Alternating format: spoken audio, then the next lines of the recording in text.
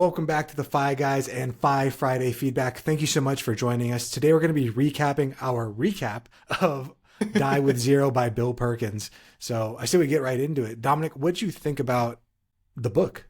Listen, I like the book. I haven't read it, but I read the recap. So that was nice. That was pretty sweet.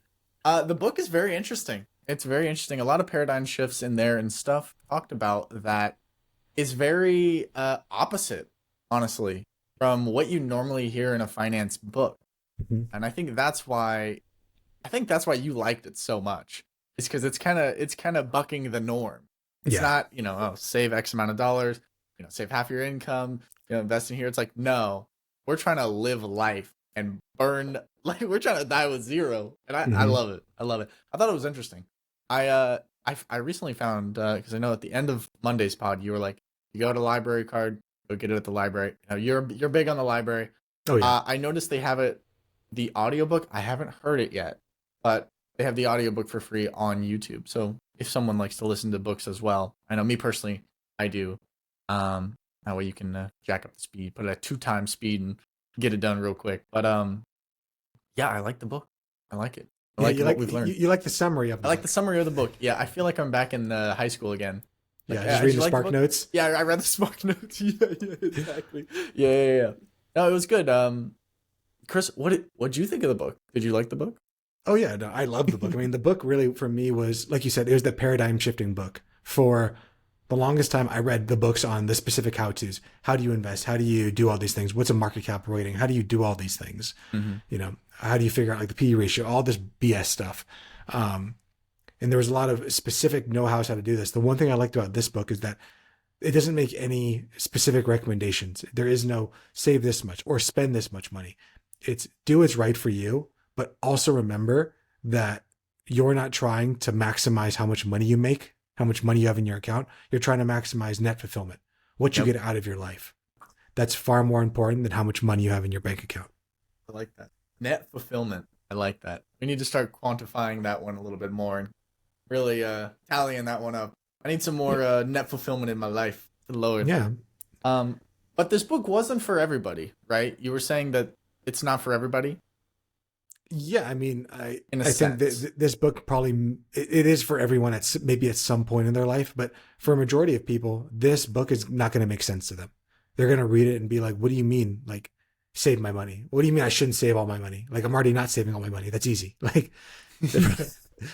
Like this book is stupid. It's telling me to do what I already do.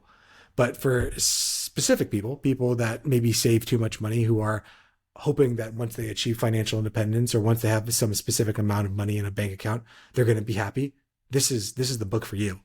To read this book and hear the message that it's saying, which is having money in your accounts is great and it's amazing, but at the end of the day, money is just a tool for living your best life. And we don't want to mistake the end goal of accumulating the tools rather than actually spending down the tool and having fun with it, which is the reason that we have money. Um, we brought it up before, but money is just an exchange of your time, your energy, your life for something else, for tangible goods. Um, a long time ago, in order for people to survive, it meant they had to work 15, 16-hour days tending to a farm, basically working and roughing it every day just to put food on the table. Where nowadays we're very lucky. Most of us work 8 hours a day, 9 hours a day, something like that, but we're not trading our time for directly for food. We're trading our time for money, which allows us to buy food or buy whatever we want. And the book is showing us that rather than accumulating, having more of the resources so we can buy more of the things we want, it's also okay to spend some of the money and to live the life that you want to rather than waiting and hoping that one day you'll be able to spend the money passively and finally be happy. Absolutely. Yeah, I know one of the quotes from the last pod on the summary. I'm just gonna start referencing the book rather than last pod. Um, was money should facilitate experiences rather than being the end goal. Yep. And that is, it's like, I don't know. It's like it's such a weird thing talking with a finance guy about.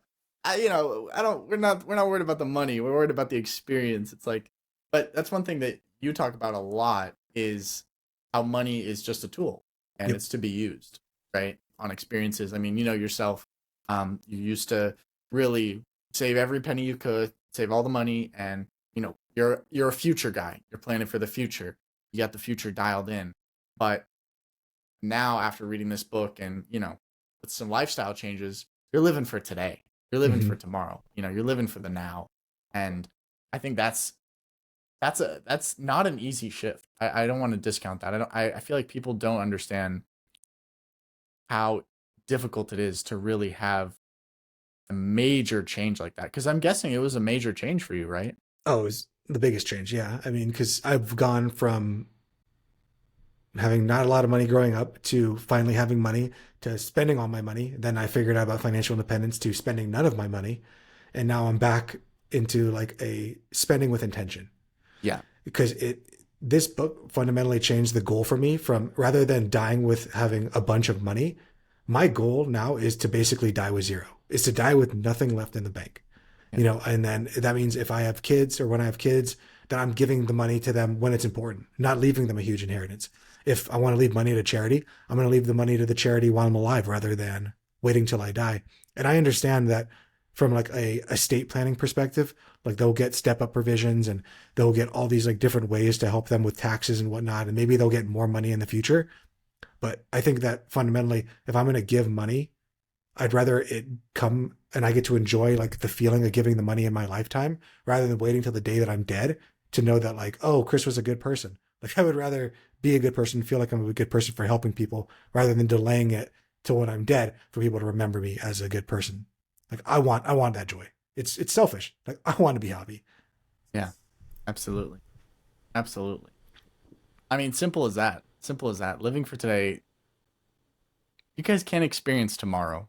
You can only experience today. And you can only half experience yesterday. Like someone came in and punched me in the face right now. I'd feel it. It would hurt. But if I was like, yo, someone last week punched me in the face, I'd be like, I can't feel it as much as I do right now, And I think living for today is it's such a more human way to live in my experience. I don't know. Maybe I'm just cuckoo, but I love the idea of living for today and planning for tomorrow, but enjoying what we have rather than sacrificing what we have today for tomorrow. Because tomorrow is tomorrow. It's not guaranteed. It's not guaranteed. But that doesn't mean that you should just like YOLO it and get rid of everything. Yeah. It's kind of funny. That's one of the reasons that I think I enjoy having dogs so much. And I know it's kind of a weird analogy, but for me, having my 3 dogs and like getting to see them, they're just in the moment 100% all the time. Yeah. My dogs aren't thinking about the past. They're not thinking about the future. They're just happy to be existing right now in this moment. So it's good to have those 3 little reminders in my house all the time that, yes, I plan for the future. Of course, I'm going to plan for the future. I try not to regret my past or to think about it because there's nothing I really do about that. I try to learn from it and move on. But just like my animals, they're so happy because they are present. They're not ruminating on yesterday. They don't care about tomorrow. They're right here, right now, and they're living their best lives. And that's something that I try to bring into my own life and try to live my own life that way too. Don't focus on tomorrow. Plan for tomorrow, but don't focus on it. Yeah. Learn from yesterday, but don't dwell on it and live for right now because right now is all we have. Absolutely. Absolutely. So who is this book really for then? I know we talked a little bit about it, and just for the recap's sake, this is a little bit more of an advanced book. Right? This isn't like Rich Dad, Poor Dad. This isn't, if you're recommending books on finance, this probably isn't the first book or the first 3 or 4 or 5 books you'd recommend. No, this is a book that I will only recommend to people who are like oversavers and they're like, oh no, we can't have fun at all because in the future we might have fun. This is the book I'll say like, you should read this book.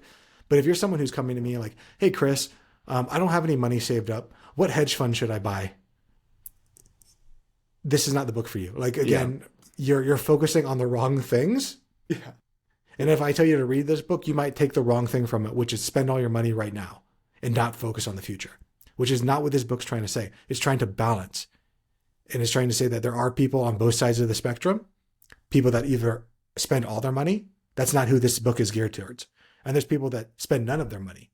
That is who this book is geared towards. So the book is really geared towards people who have stable incomes and who are looking to optimize their life experiences. And I think it really resonates with young people who are on the path to financial independence or who want to be on the path to financial independence. Okay. Okay. Well, that's good. So, but it's never too early to read it, right? As long as you can read it and know that, hey, I might not be in this stage of life right now.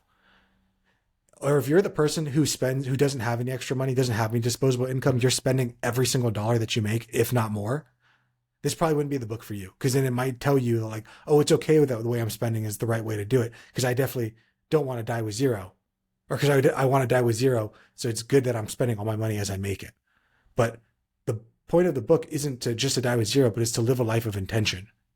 And money is the facilitator of that. But if you're just spending all your money without being conscious of it, without doing that's most people that are living paycheck to paycheck are not doing it consciously, and they're not like enjoying their life. They're not living for what's going to be the max fulfillment. Mm-hmm. Absolutely. Absolutely.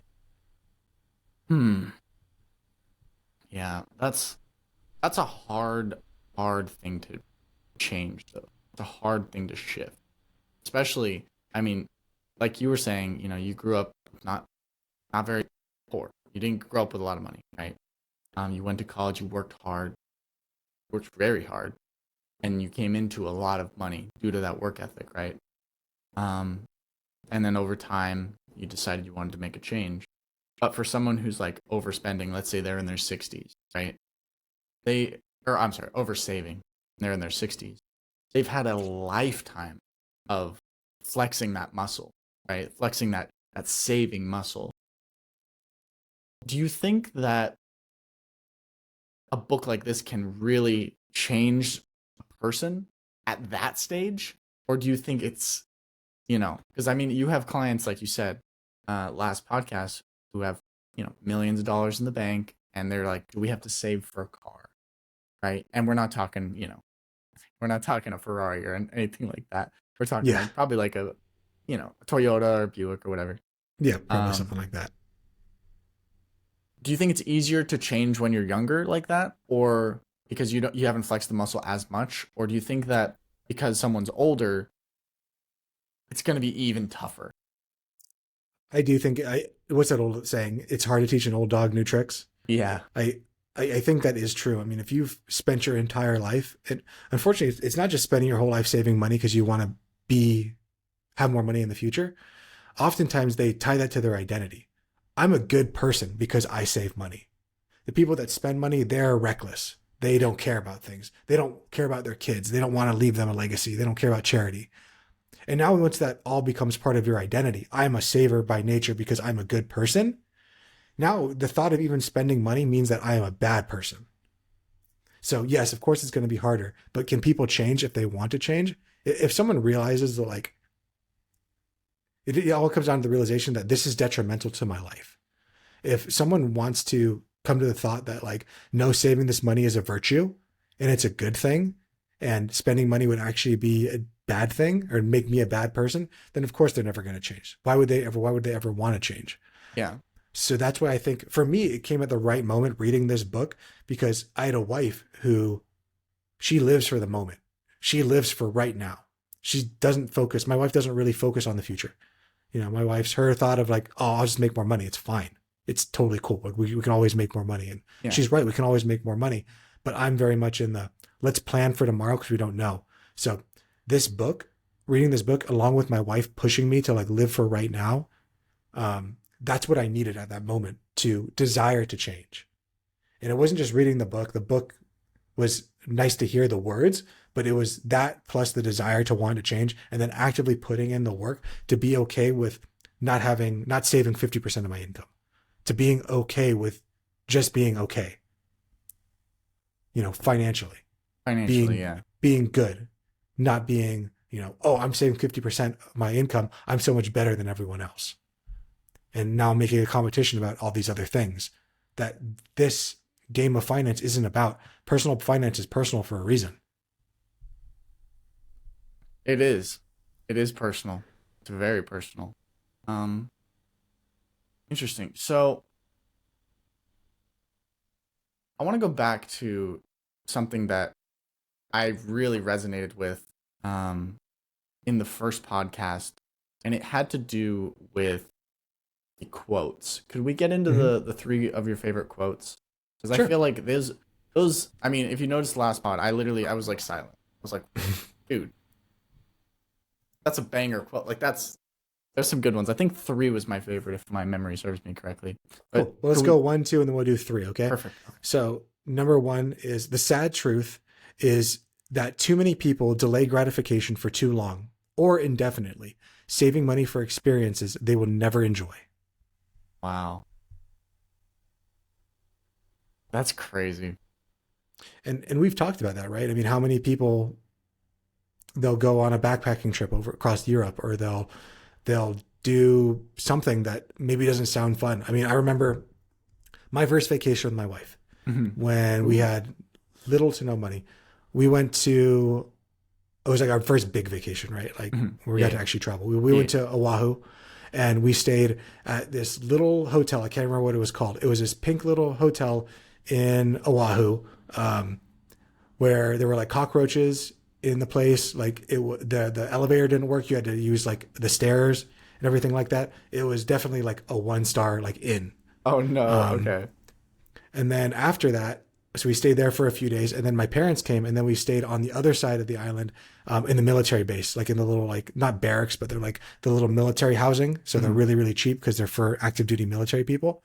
And my dad got us in there because he was there too. So we all stayed in this like little cottage on the beach, and that experience was amazing to have. Like I look back on that experience. It was our first trip together, and I enjoyed every moment of it. We even shared like a rental car with my parents because we didn't have the money to like all get our own cars. But nowadays, 10 years later, if you were to take me and my wife, put us in that 1 star hotel with cockroaches, put us in a little beach house that doesn't have AC or anything like that, not even let us have a car, we wouldn't be able to do it. We'd freak out because we've now come to a different level of the way that we like to travel. So many people they'll say like, oh, in the future I'll go and have these fun. I'll go and do all these fun things. But in the future, your lifestyle is going to change. What you're willing to accept is going to change. Now I look back on that time, my first trip to Hawaii with my wife, and I loved that memory. But if you were to take me now and put me in that same exact trip, I would not like that memory. It would not be very fun for me to stay in a cockroach infested hotel. But back then it was okay. And it was fun then. And I know it Yeah. sounds spoiled, but we become accustomed to what we're used to. Yeah. That's awesome. I love that. I love that's such a beautiful thing though. I don't think it feels spoiled. I don't think it feels spoiled. I just think it shows that your standards for your guys' trips and your life have improved, right?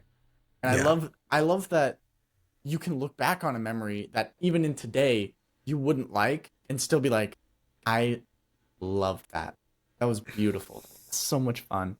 I think that's what's special. I think that's what life's all about. It's the special moments that Yeah. they're one-offs. Like you couldn't recreate that. You couldn't recreate No. that now, you know? No, you couldn't. And I mean, there's just a lot to be said there about just living for the moment and doing it while you're young, because while you're young, you have that time, you have that energy, you have the ability to save those memories and love those memories and cherish those memories.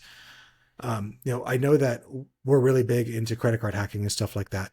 And one of the reasons that I like credit card hacking is because I'm able to go to hotels and stay in hotels that I would never be able to afford just with straight cash.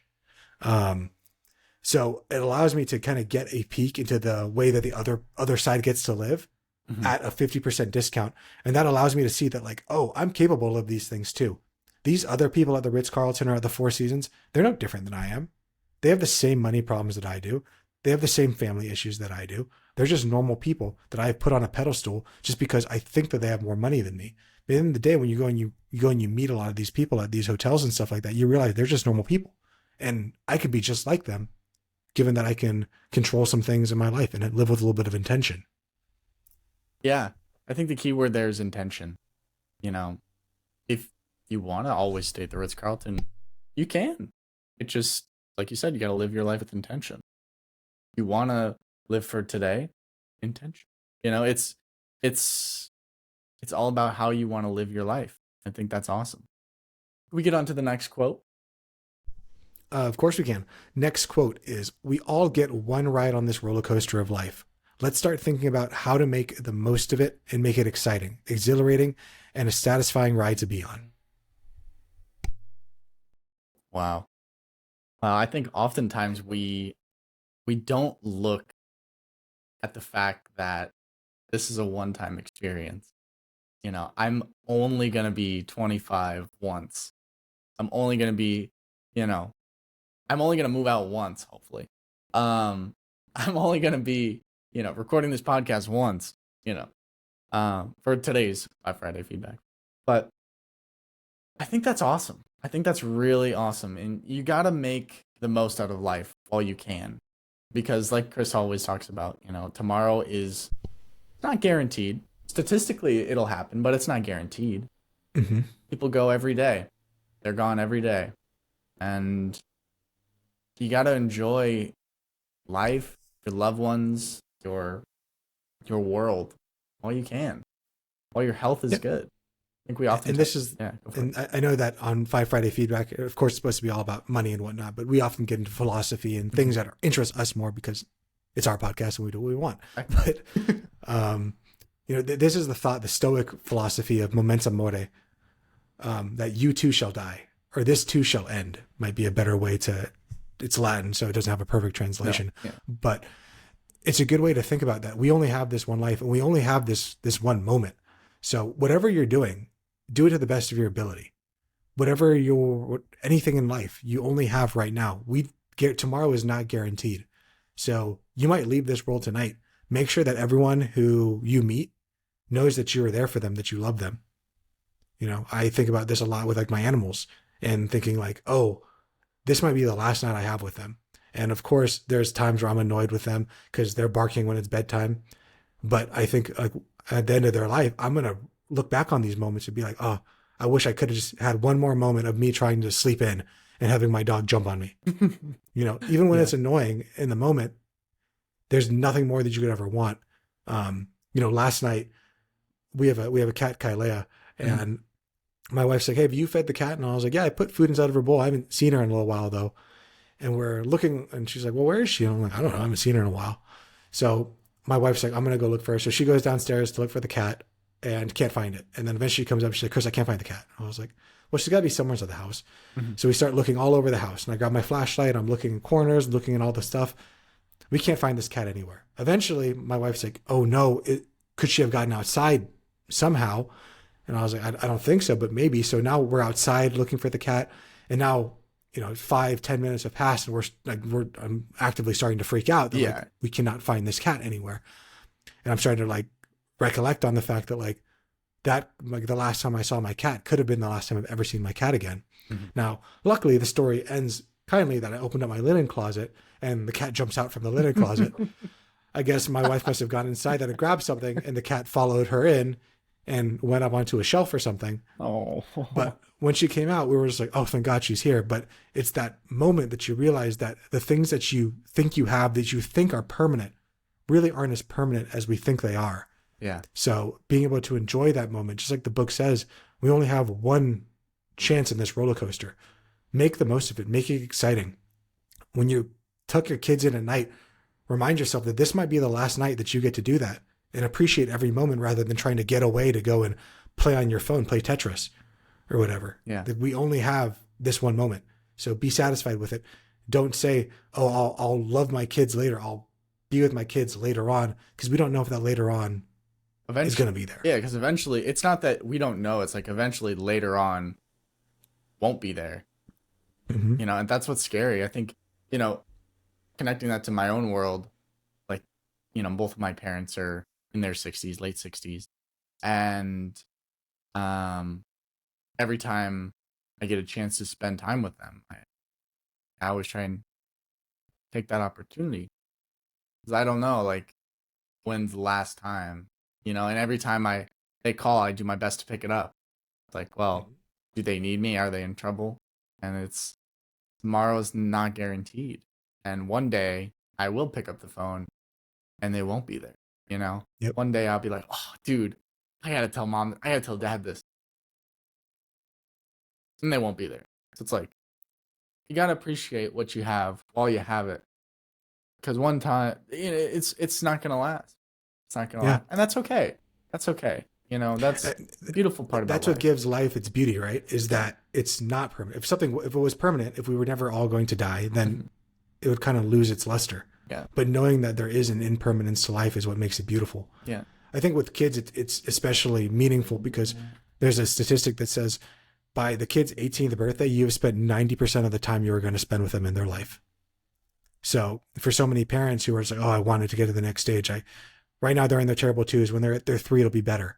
And of course, when they get to three, they're still awful. And then like, by the time they get to four, it'll be better. And now they're a toddler and they're like screaming. And then you constantly think like, oh, well, maybe when they get to this age, this age, this age. And then eventually they're gone. And not gone by like dead, but like they're out of the house. They're doing their own thing. And, Yeah. there's so many people like when they become a teenager, it's going to be better. But when they become a teenager, they want nothing to do with you. Like we remember what they were like as teenagers. Um, it's just so many people, I think they fear death. They fear about even thinking about death because they fear that death will come into their lives if they think about it. But from a Buddhist standpoint, we're all dying all the time. Who we were just 10 seconds ago when I said those words, that person's dead. And I think if you think about it that way, that we only have this one experience, why wait to delay gratification? Because we don't know if we have tomorrow, but we do know we have right now. Yeah. Absolutely. That's one of the things you said about, living forever. It's like for me, I didn't grow up with a lot of candy. I didn't grow up with a lot of sweet treats, right?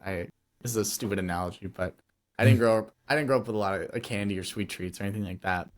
And so like an Oreo, right? Love Oreos. Love them. But I never had them as a child. I might have had them 3, maybe 4 times, right? Now I have Oreos in my pantry. I don't burn through them quickly, right? I cherish these Oreos. It's because I never had it. Is what brings its awesomeness. If I had an unlimited supply of it, it's just a cookie, just chowing down, just a cookie, just chowing down, But since it's rare, since it's unique, since it's not around forever, since I don't always have it, I rarely have it. It brings it even more value, and that's the same thing with people, people and animals and stuff like that, and loved ones and things. Really, it's not forever, and you got to make the most of life while you can, because this roller coaster ride is just it's a one ride only, and there's no, you can't hop the line to get back in line on this one. So Yeah, there's no redos. There's nothing like that. no. And here's a thought that I'm kind of thinking of, and stick with me on this one Okay. because I haven't said it yet. But so many people the end goal is to have more money, but I think once you reach a certain level of money, more money doesn't bring any more happiness, because just like it becomes less important when you have less money. When you are starting out, your first $1,000 feels so good, and then you finally make your first $10,000, it feels so good. But once you reach like $1 million, $200,000, whatever that amount is for you, it doesn't feel any better. It just feels what it is. But the thing that does feel good, that always gives you those memories, that feels always great, is looking back on the past and remembering the experiences you have. Yep. And those experiences, they don't always have to cost a lot of money, but oftentimes they do. But I think it's just important to make sure that you're focusing on spending your time with people that you love, on experiences that you love, rather than trying to accumulate the money. That's something that I wish someone had told me a long time ago. Do you think maybe this book is for newbies as well? Not the first book I'd give them, but get moved up in the rank. Yeah, I think so. But again, it's going to be what they're going to take away from it. If you're going to read this book and say like I can YOLO it my whole life, that's not what the book's trying. No. I guess anyone could read anything and take whatever they want from it. You and I could both read the same book and get very different messages, and that's okay. This is the way that I interpret the book, and that's the way that I think it's going to work out for me. That we're really trying to. I mean, the book at its core is just trying to, provocate the argument that spending money on experiences rather than hoarding it for your retirement is the way to live. Yeah. I think we should maybe a different podcast, but I'd love to look back at like the definition of retirement and like where is its origin and like because I always love to look back. It's like the definition of bank. I recently came upon this had to do with a river and like the flow and like the water would hit up against the wall and that would be the river bank and the bank, when it banks, that controls the flow of money. And I thought it was just really interesting. It's like now, or the flow of water, not, but now Well, it's like I, banks control the flow of money. It's like, oh, it's interesting how things tie in together like that. Interesting. I know for retirement, and this is something that I talk to a lot about my clients, is we don't know how to do it as like humans. I've talked about it before that we have this 10,000-year-old brain in this modern body that doesn't make sense to us. But in terms of retirement, like the 401k is only like 40 years old. So like saving for retirement is a new phenomenon. People 100 years ago did not retire. Oh, no. Like in the 1920s, you didn't retire. Nowadays we retire, and of course it's different, but we're trying to figure out like how much money should we save? Why does all this feel so difficult? Why does none of it make sense? It's because for the longest time you worked until you're dead.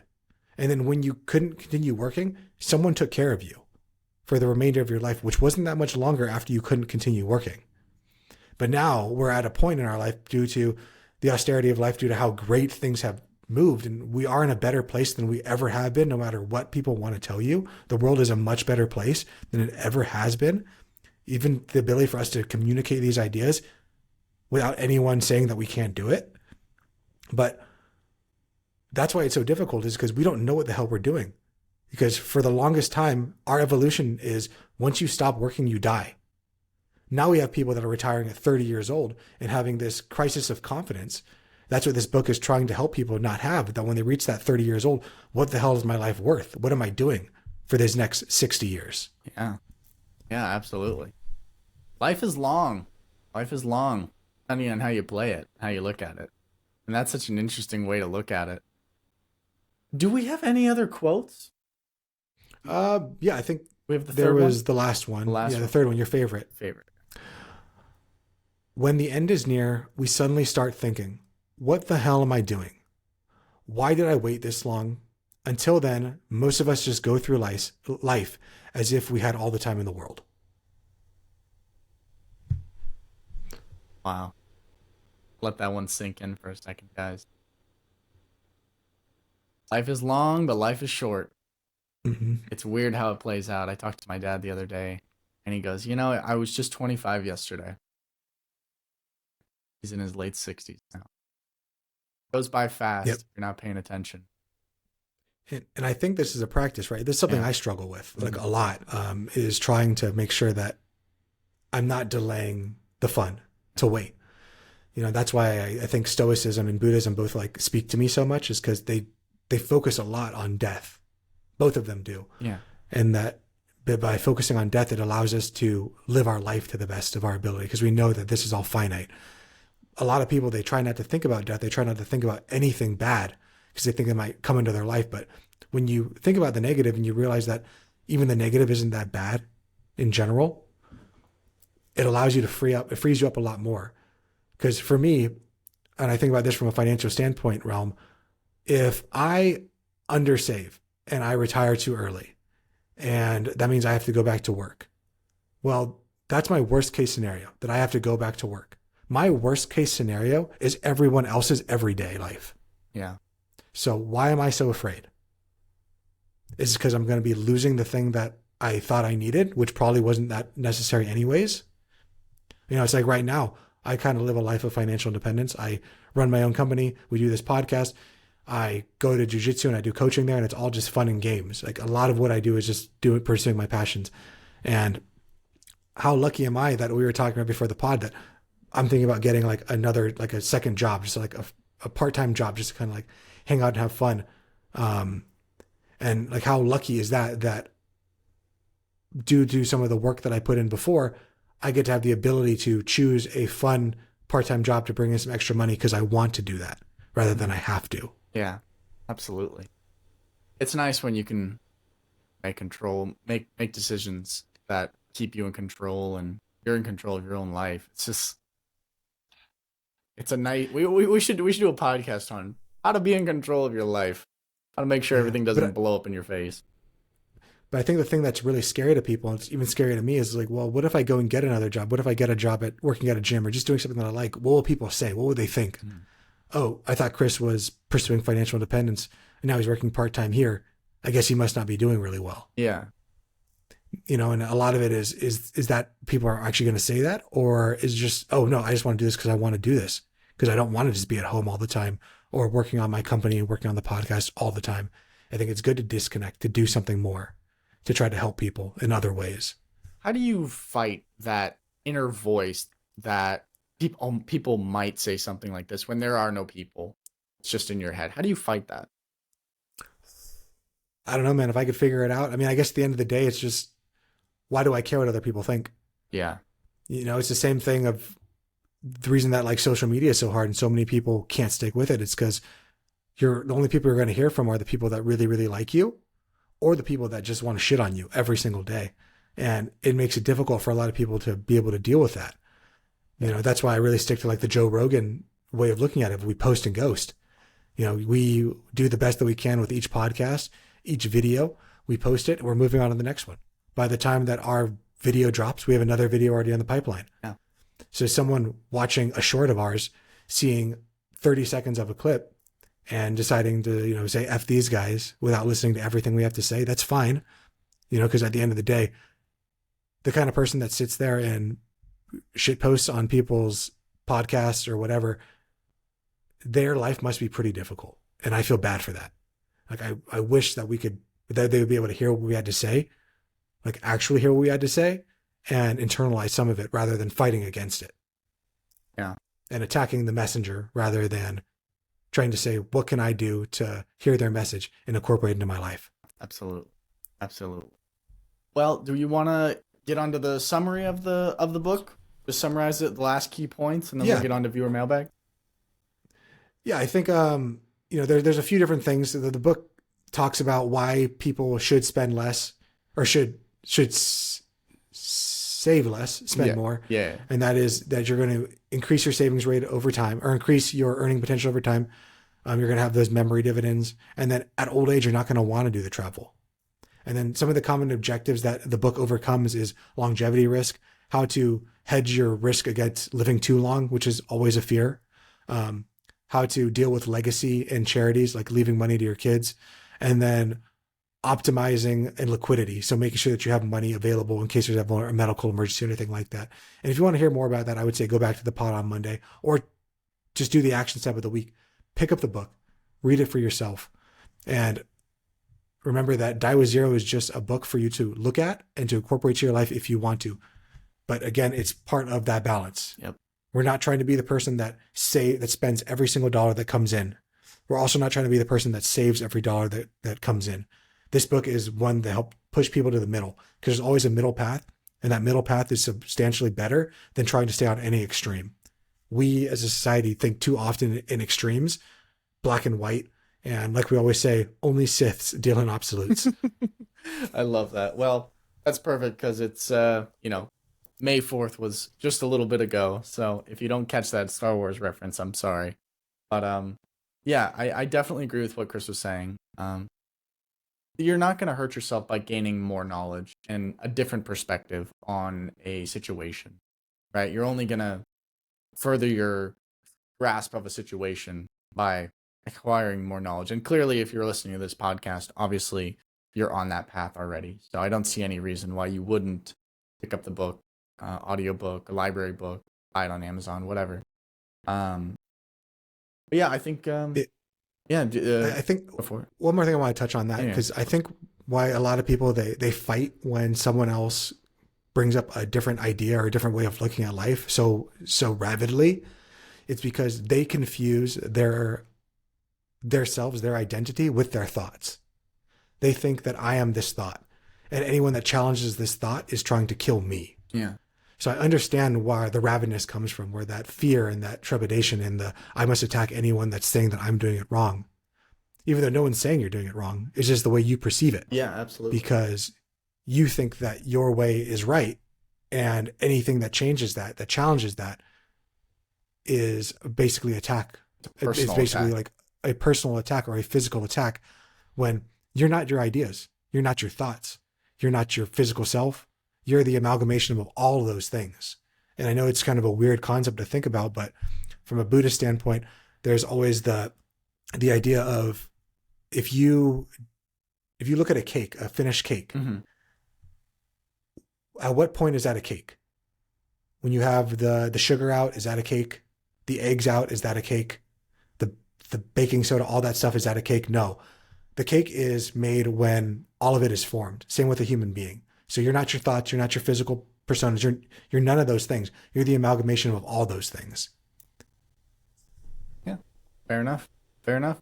Well, guys, I hope you enjoyed that portion of the podcast on the book Die with Zero.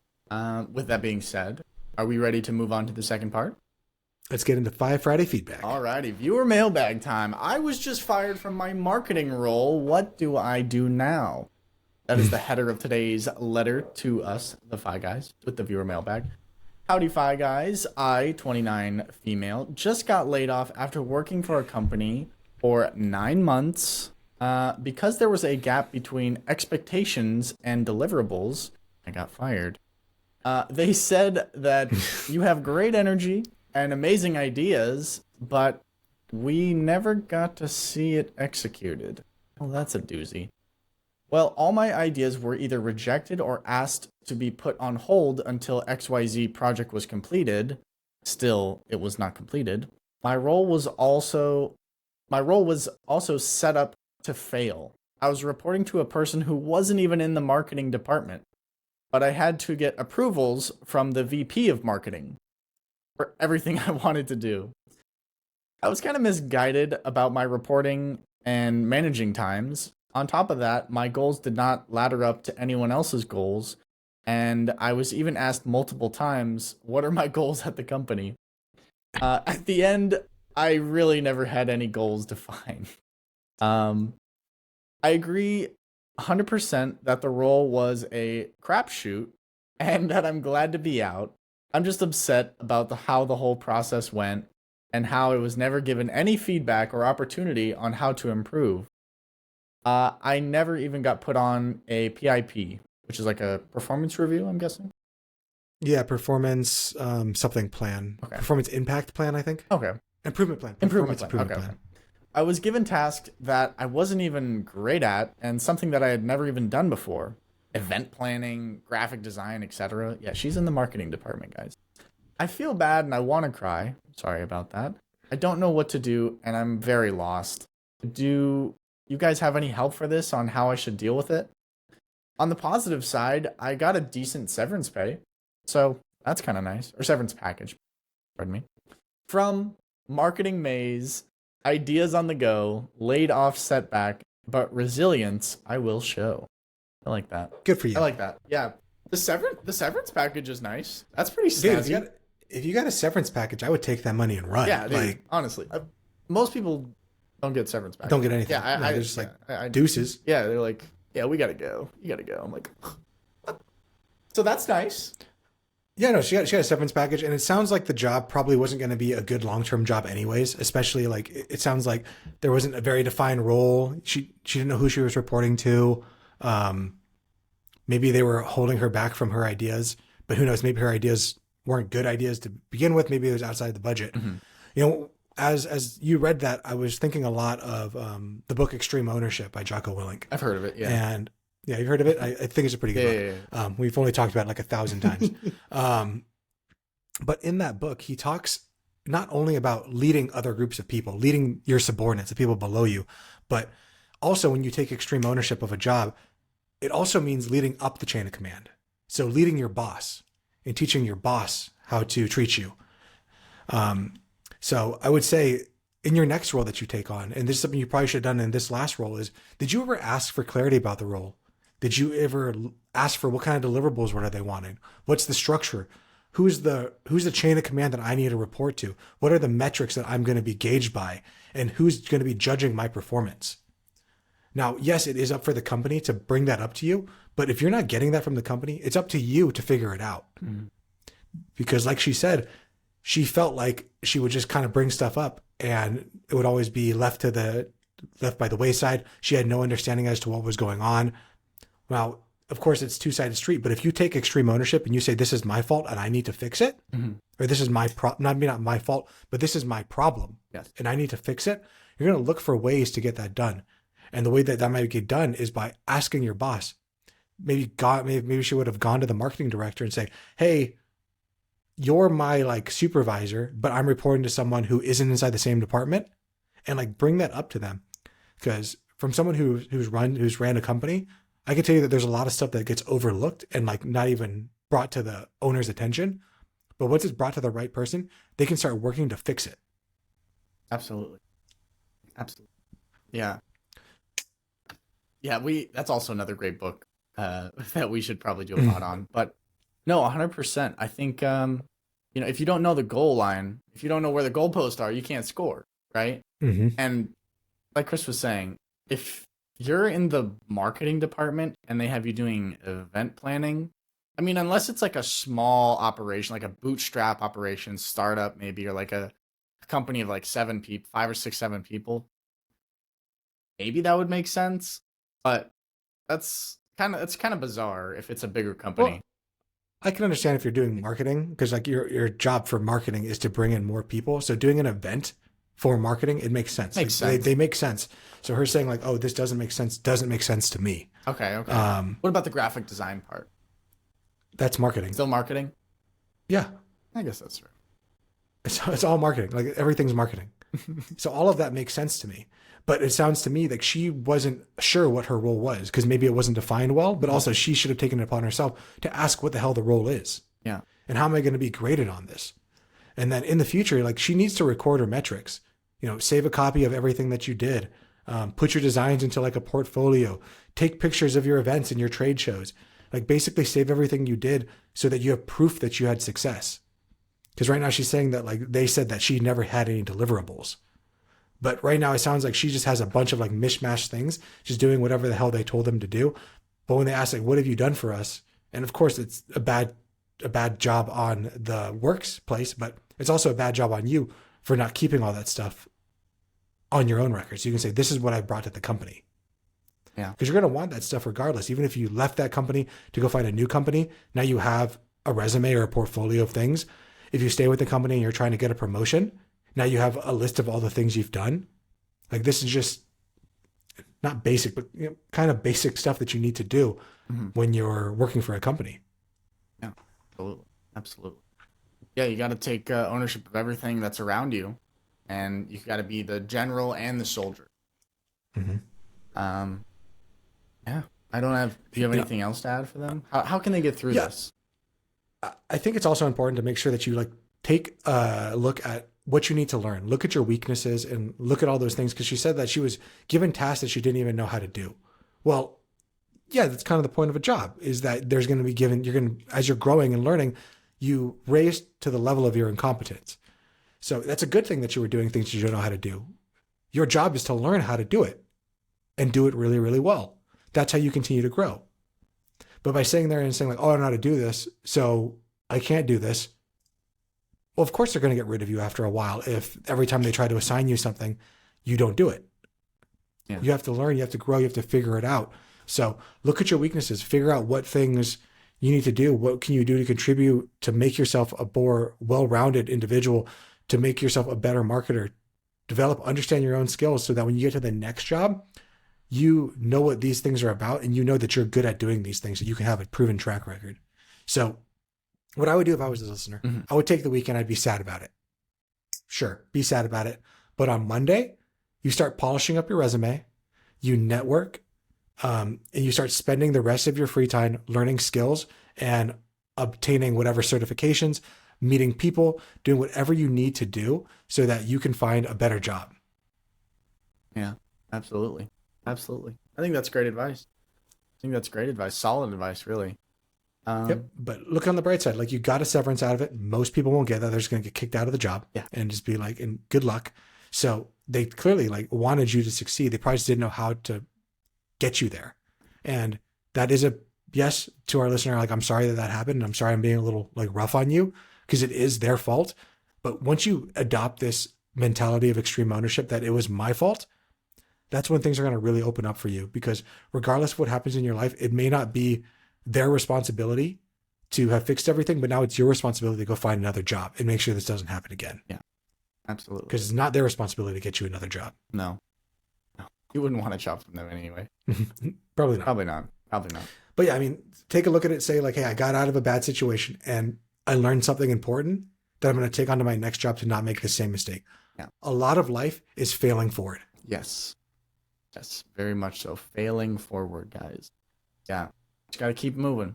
Gotta keep the momentum going. Yeah, I think with that being said, I hope that helps you.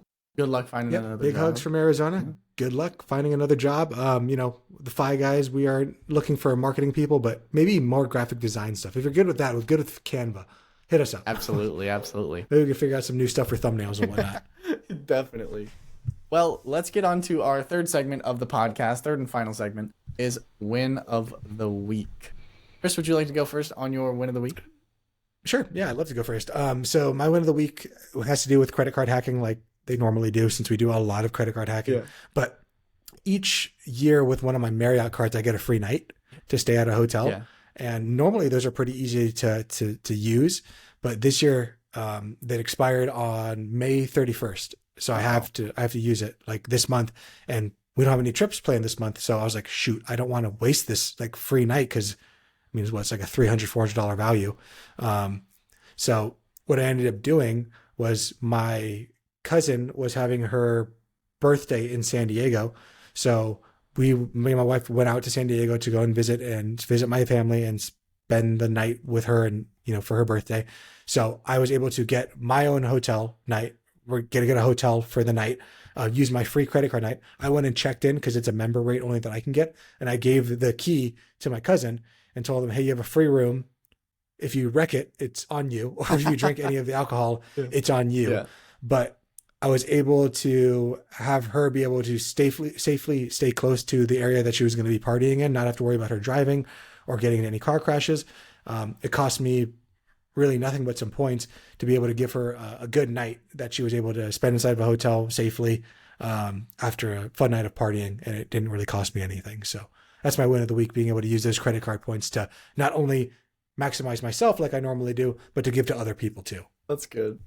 I like that. That's fun. Oh man. My Win of the Week is, I've recently been going to the gym a lot, but I've been recently training a little bit differently. I've been training with higher reps, and I've been doubling up the muscles basically. So if I'm doing like biceps, I'm training the biceps specifically twice. And I wasn't training my triceps as much, right? This will tie in a second. So I was just doing tricep push down machine. Love that machine, my bread and butter.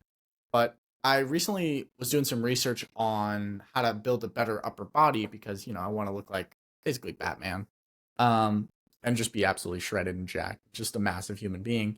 And I learned of this, I don't know what you would call it. It's like an overhead cable. You know the one I'm talking about. Overhead cable, like extension. Like a skull crusher. Yeah, with a cable. It's like a skull crusher. Exactly. I've recently been doing that, and like with the new training of my shoulders, my biceps and triceps, my Win of the Week is I'm actually having trouble fitting into my shirts. And normally when someone says that, it's that they've gotten a little bit overweight, and is that it doesn't fit over their belly. Yeah, it doesn't fit over their belly, or their pants don't fit or something. It's like, oh, I got to go to the gym. Mine is I've gotten so much muscle that like even like this shirt, this is like a go-to shirt for me. It's like my go-to red polo. I was like, my arms are tighten this thing. What's going on? I'm like, oh yeah, that's right. I've been training. I've been hitting the long head of the triceps more, and you can really see it. So yeah, my Win of the Week is that I might have to go get some new clothes, because my shirts growing out of them. Growing up, Chris. Growing up. Getting too big. Getting too big. Yep, that's it. Hey, that was my fear when I started the gym. I'm like, I don't know. I don't want to get too big. Now I'm getting too big. I'm going to be walking indoors sideways. That's exactly it. But yeah, guys, that's my win of the week, and that's win of the week for you. That's the entire pod. I hope you guys enjoyed it. If you did, make sure to give it a like. If you stayed this far and you're not subscribed already, what are we doing here? What are we doing? Hit the subscribe button, hit the follow, all the fun stuff. Do we have a fee for the show? What's the fee for the show, Chris? Yeah, you still get out your credit cards. Just read me those numbers real fast. No, the fee for the show is if you found any value today, please tell a friend about the Fi Guys. Just one friend. If you're in line listening to us at the store, just tap on the person next to you. Say, hey, have you heard of the Fi Guys podcast? You should definitely give it a listen, and then immediately walk away because that person's going to think you're crazy. But tell your friends, tell your family about the Fi Guys. Bring someone along for this journey with you, because you can go a lot farther and a lot faster with someone to bounce ideas off of, and just someone in your corner, someone to be there with you. Because achieving financial independence, it's a long journey, and sometimes it's really tough. And having that community can really be the thing that's going to get you where you want to go. Absolutely. With that being said, guys, we'll see you in the next one. Later, guys. Later. Peace. Ready. This video podcast is sponsored by Monzon Wealth. The content in this podcast is for informational purposes only and should not be considered financial advice. We do not endorse specific products or services. Past performance does not guarantee future results. The opinions expressed are those of the host and guests, not the podcast sponsor. It is crucial to consult with a qualified financial advisor or professional who can provide advice tailored to your specific needs before making any financial decisions, investments, or taking any other actions. If you are seeking specified help, you can reach out to Chris at monzonwealth.com.